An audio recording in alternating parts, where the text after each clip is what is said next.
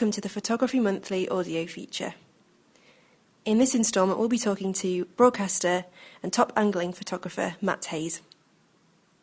Matt Hayes has the right idea. With an eternal passion for everything rod-related, he spends his time jetting between Shropshire and the breathtaking fisherman's dream of Norway. With placid mirror-like fjords, lush green valleys and snow-capped mountains, it's plain to see how the former Angling Times writer and photographer finds his motive. Initially, photography was aiding my career, but eventually it became the most pleasurable part of my job, Matt admits. When I was writing for magazines, I found the better picture you took, the less reliable you were on writing great prose. And the better your photos, the more work you got, says Matt. Yet Matt soon realised what he saw through the viewfinder wasn't necessarily reproduced in his photos, so he took it upon himself to learn as much about photography as possible. And here he's going to talk a little bit about his photography know-how for PM. Be the director.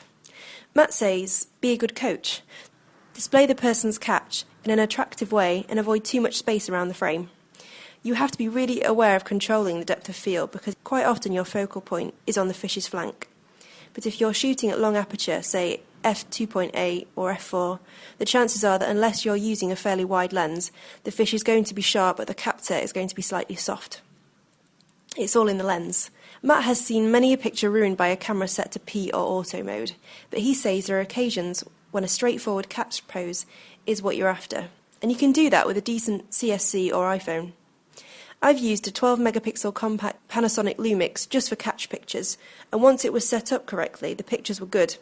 But to go beyond that and portray angling by evoking emotion, that's what it's about for me. You have to take the camera off auto, Matt says. I have a Canon EOS 1DS Mark III and an EOS 5D Mark II, which is just as good, if not better, even though it's about a third of the price. But I insist on top lenses. I use f2.8 ones, adds Matt. Prepare for the elements. As well as using a robust carbon fibre tripod in water, Matt uses a rubber housing which makes his 5D pretty bulletproof. A dedicated housing for his 1DS with twin strobe flashes also makes for clear underwater photos. He advises shooting only a metre deep. You need to find places with very clear water, so look for spring-fed lakes and rivers and use manual focus. Summer is great for more specific photography, like if you want to go and photograph a leaping fish, or them rising to the surface to take bait. But winter light can be sharper and misty dawns are ideal. The secret is in the speed. To capture the action, the slowest shutter speed you could get away with would be about 250th of a second. I've achieved some nice stuff using really slow shutter speeds and panning with the subject with a burst of flash, Matt adds.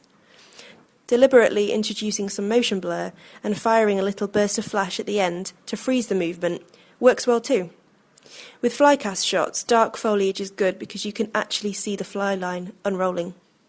You can see more of Matt's work and photography on his website www.matthayes.tv.